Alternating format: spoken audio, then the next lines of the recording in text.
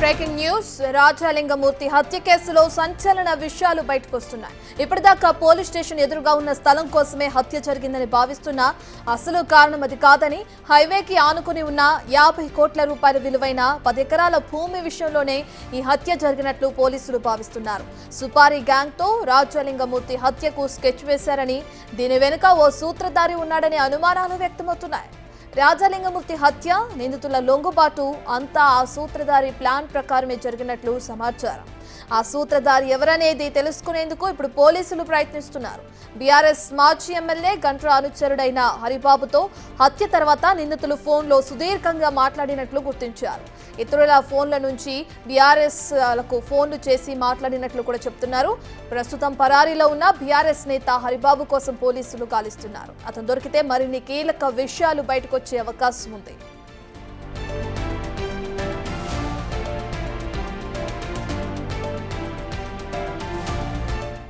పూర్తి డీటెయిల్స్ మా ప్రతినిధి వేణు లైవ్ లో అందిస్తారు. రైట్ వేణు, రాజాలింగమూర్తి హత్యకి సంబంధించి ఇప్పటికే పోలీసుల విచారణ కొనసాగుతుంది. అయితే విచారణ ఎక్కడి వరకు వచ్చింది? ఇక బీఆర్ఎస్ నేత హరిబాబు కోసం పోలీసులు గాలిస్తున్నట్లు తెలిసింది. అతను ఆచూకీ తెలిసిందా?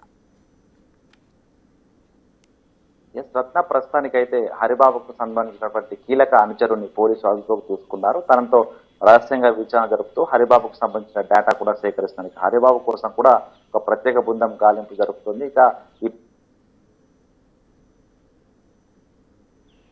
దాదాపుగా 64 గంటల సమయం దాటినప్పటికీ కూడా ఈ కేసుపై క్లారిటీ రాకపోవడంతో కూడా పలు అనుమానాలు వ్యక్తమవుతున్నాయి. ఇక స్టేషన్ ముందున్నటువంటి 4 గుంటల భూమి వ్యవహారమే పంచాయతీలోనే రేణుకుట్ల కొమరయ్య కుటుంబము తన హత్య చేసినటువంటి భావించిన పోలీసులు దీంతో లోతైన దర్యాప్తు జరుపుతున్న కొద్ది కూడా కీలక విషయాలు అయితే బయటకు వస్తున్నాయి. ఇక హత్య జరిగినటువంటి 19వ తేదీన మధ్యాహ్నం నుంచి ఎవరైతే హత్యకు పాల్పడ్డారో, ఈరోజు లొంగిపోయిన వ్యక్తులు ఎవరైతే ఉన్నారో వాళ్ళంతా కూడా భూపాలపల్లి అవుట్స్కట్ లోపల మంతనాలు జరిగినట్లు కూడా తెలుస్తుంది. వారితో పాటు ఒక సుపారీ గ్యాంగ్ కూడా ఉన్నట్టు కూడా ప్రస్తుతం సమాచారం అయితే అందుతుంది. సో దీని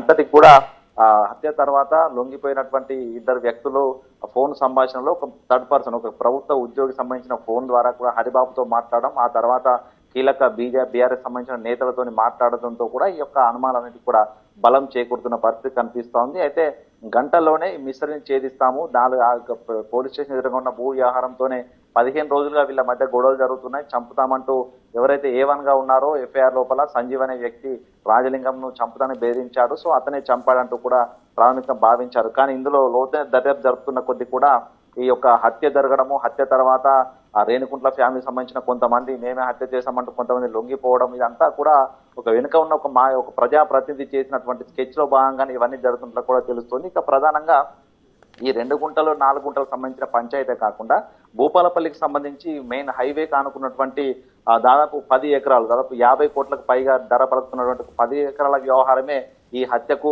స్కెచ్ వేసేలా ప్రయత్నం చేసిందని కూడా చర్చ జరుగుతుంది. మొత్తానికి ఈ వ్యవహారం, ఈ 10 ఎకరాల వ్యవహారం కూడా గతంలో ఉన్నటువంటి ఒక కలెక్టరు, అదేవిధంగా తహసీల్దార్ ఇద్దరు కలిసి ల్యాండ్ సీలింగ్ యాక్ట్ లోపల భూమి కోల్పోయినట్టు ఒక వ్యక్తికి ప్రొసీడింగ్ ఇచ్చి 10 ఎకరాలను అప్పనంగా కట్టబెట్టారు. సో దానికి ఎంతో విలువ ఉన్నటువంటి భూమిని తనకు కట్టబెట్టారు. ఆ వ్యవహారంలో రాజలింగమూర్తి ఆర్టీఐ ద్వారా వివరాలు సేకరించారు. దానిపై పోరాటానికి సిద్ధమవుతున్న తెలుసుకున్న తర్వాతనే ఈ యొక్క రాజలింగమూర్తి మర్డర్ కు స్కెచ్ వేశారనేటువంటి చర్చ జరుగుతుంది. అందులో భాగంగా మర్డర్ చేసిన తర్వాత రత్న వేణు, మనం చూస్తే భూ వివాదాలు మాత్రమే కాదు, గతంలో ఏదైతే కాళేశ్వరం ప్రాజెక్టు కుంగుబాటుకు గురైందో ఇక దానికి సంబంధించి విచారణ జరిగించాలని కోర్టులో పిటిషన్ దాఖలు చేయటం, అలాగే సామాజికంగా ఆయన అనేక గొడవల్లో కూడా ఇన్వాల్వ్ అయి ఉండటం, దీనికి సంబంధించి కోర్టులో నార్మల్ ప్రజల తరపున కూడా ఆయన తన గళం వినిపించడం, ఇవే ముఖ్య కారణాలుగా నా భర్త చనిపోయారు అని చెప్పి కూడా రాజలింగమూర్తి భార్య సరళ ఆరోపిస్తుంది. దాన్ని ఎలా చూడొచ్చు అంటారు? నిజంగా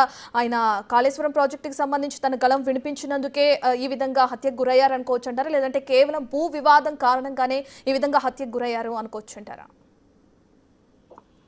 అంటే రత్న, ఇక్కడ 2 విషయాలు మనం గమనించాలి. ఒకటి, సరళ ఇచ్చిన పిటిషన్ లో తాను పోలీస్ స్టేషన్ ఎదురుగా ఉన్న భూమికి సంబంధించి గొడవ కారణంగానే ఒక 5గురికి అనుమానం వ్యక్తం చేస్తూ వాళ్ళు నా భర్తను చంపే ప్రయత్నం చేశారంటూ కూడా పిటిషన్ లో పేర్కొని, ఆ పిటిషన్ కూడా చనిపోయిన తర్వాత తనతో ఒక దగ్గర వ్యక్తి పిటిషన్ రాయించి ఆ పిటిషన్ పై తన సంతకం తీసుకుని స్టేషన్ లో అందించారు. అంటే అంత పిటిషన్ లో ఏం రాశారనేది కూడా పూర్తిగా ఆమెకు అవగాహన లేదన్నటువంటి సమాచారం ఉంటుంది. సో ఒకవేళ కనుక పిటిషన్ లో రాసిందే నిజమై ఉంటే తెల్ల మరుసటి 20వ తేదీన రాజలింగం భార్య సరళ పూర్తిగా కేటీఆర్ నుంచి మొదలుకుంటే మాజీ బీఆర్ఎస్ ఎమ్మెల్యే గండ్ర వెంకటరెడ్డి వరకు కూడా ఆరోపణలు చేసింది. సో అంటే ఆరోపణలు చేసిన విషయం వాస్తవమే.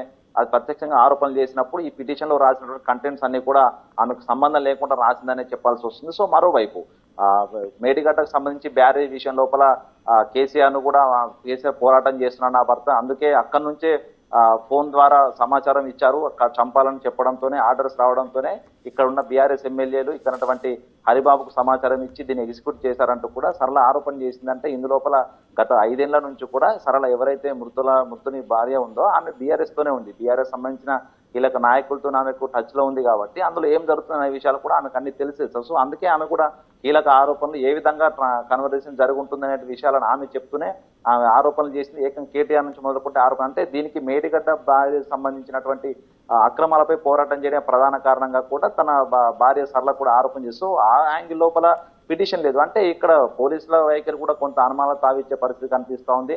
మేడిగడ్డ వ్యవహారం నిన్న కోర్టులో కూడా చూసుకున్నాం. పిటిషనర్ చనిపోయిన తర్వాత విచారించే అర్హత లేదంటూ కూడా కేసీఆర్ హరీష్ రావు తరఫున అడ్వకేట్ వాదించిన పరిస్థితి చూస్తుంటే మాత్రం ప్రధానంగా మేడిగడ్డపై ఉన్నటువంటి కేసును కొట్టేయించే ప్రయత్నంలో భాగంగానే ఈ మర్డర్ జరిగినటువంటి చర్చ కూడా ప్రస్తుతం భూపాలపల్లి నియోజకవర్గంగా జరుగుతుంది. సో మొత్తంగా ఈ ల్యాండ్ విషయాలలో ఒకవేళ భూదందాకు సంబంధించి నిజంగా రాజలింగంపై మర్డర్ అటెంప్ట్ జరిగిందని కనుక భావిస్తే ఈ యొక్క మర్డర్ భూ సంబంధించినటువంటి లావాదేవీలు పంచాయతీల్లో ఆర్టీలు వేయడం, అధికారుల వద్దకు వెళ్లి నిలదీయడం అనేది దాదాపుగా 10 సంవత్సరాలు కొనసాగుతుంది. సో అప్పటి నుంచి లేనటువంటి మర్డర్ చేయాలనేటువంటి ఆలోచన ఈ రోజు ఎందుకు హఠాత్తుగా వచ్చినటువంటి చర్చ జరుగుతుంది. మరోవైపు స్టేషన్ ఎదురుగా ఉన్నటువంటి 4 గుంటల స్థలం మాత్రమే ఈ హత్య కారణమని భావించినప్పుడు 10 ఎకరాలకు సంబంధించినటువంటి ఇష్యూలలో కూడా రాజలింగం ఇన్వాల్వ్ అయ్యారు. కానీ అక్కడ లేనటువంటి హత్య చేయాలన్నటువంటి ఆలోచన 4 గుంటలతో ఎందుకు వస్తుందో ఒక చర్చ పడుతుంది. సో మొత్తానికి దీనికి సంబంధించి లోతైన దర్యాప్తు జరిగితేనే పూర్తి స్థాయి డీటెయిల్స్ వచ్చే అవకాశం అయితే ఉంది. వేణు, ఈ హత్యకి సంబంధించి అటు కాంగ్రెస్ నేతలు ఆరోపణలు చేయడం కూడా మనం చూస్తున్నాం. మంత్రి కోమటిరెడ్డి కూడా అంటున్నారు మాజీ ఎమ్మెల్యే గంట్ర వెంకటరమణారెడ్డిని కూడా అరెస్టు చేయాలని చెప్తున్నారు. ఇక పలువురు నేతలు కూడా కాంగ్రెస్ నేతలు ఈ కేసుని సిబిసిఐడికి అప్పగించాలని చెప్పి కూడా విమర్శలు చేయడం కానీ ఆరోపణలు చేయడం కానీ మనం చూస్తున్నాం. వాటిని ఎలా చూడొచ్చు అంటారు? అయితే పోలీసుల విచారణ దీనికి సంబంధించి ఎక్కడి వరకు వచ్చింది? ఇదే విచారణ కొనసాగే అవకాశం ఉందా, లేదంటే సిబిసిఐడికి ఈ కేసును అప్పగించే అవకాశం కనిపిస్తుందంటారు? అంటే మొదటగా 20వ తేదీన పోలీసుల వర్షన్ కానీ స్థానికంగా ఉన్నటువంటి నేతల వర్షన్ కానీ మరికొద్ది గంటల్లోనే విచారణ ముగుస్తుంది. ఎందుకంటే కొంతమంది లొంగిపోయారు, మేమే చంపామంటూ ఈ ఇష్యూ అంతా కూడా 4 గుంటల భూమికి సంబంధించి పంచాయతీ అని చెప్పారు. సో మరికొద్ది గంటల్లో అఫీషియల్ గా మీడియా ముందు కూడా నిందితుల్ని ప్రవేశపెడతామంటూ కూడా చెప్పిన పరిస్థితి. సో కానీ దీనిపై రాష్ట్ర ప్రభుత్వం స్పందించడం, ఆ తర్వాత మంత్రులు కూడా స్పందించిన తర్వాత స్థానిక ఎమ్మెల్యే గండ్ర సత్యనారాయణ కూడా దీనిపై సిబిసిఐడి ఎంక్వైరీ చేయాలి, వెనుక మాస్టర్ మైండ్స్ ఉన్నారని కూడా ఆయన ఆరోపణ చేసిన నేపథ్యం లోపల కొంత పోలీసులు కూడా లోతైన దర్యాప్తు చేస్తున్న క్రమం కొద్దిగా కొన్ని సంచలన విషయాలు కూడా బయటకు వస్తున్నాయి. ఇప్పుడైతే హత్య జరిగే ముందు కూడా సో దీనికి సూపర్ కిల్లర్స్ స్పెషల్ ఒక టీం తీసుకొచ్చి హత్య చేయించారు. ఆ తర్వాత ఎవరైతే భూమికి సంబంధించి గొడవ ఉన్నారో రీసెంట్ గా గొడవలు అవుతున్నటువంటి కుటుంబాన్ని దీనిలో బలి చేసే ప్రయత్నం చేసినటువంటి చర్చ కూడా జరుగుతుంది. ఇక పోలీసులు నిజానికి ఇప్పటి వరకు కూడా కాల్ డేటా అన్ని సేకరించిన తర్వాత పూర్తిగా ఎంక్వైరీ కూడా ప్రాథమిక ఎంక్వైరీ పూర్తయింది. త్వరలోనే నిందితులను మీడియా ముందు ప్రవేశపెడతామని చెప్పిన పోలీసులు ఇప్పటి వరకు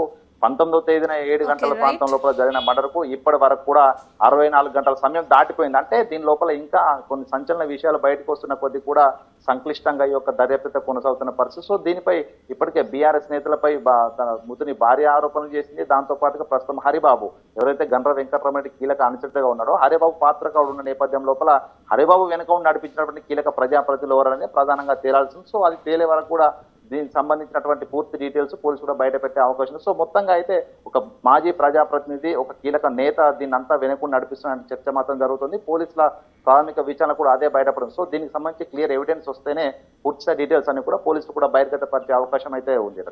రైట్, థ్యాంక్ యూ వేణు.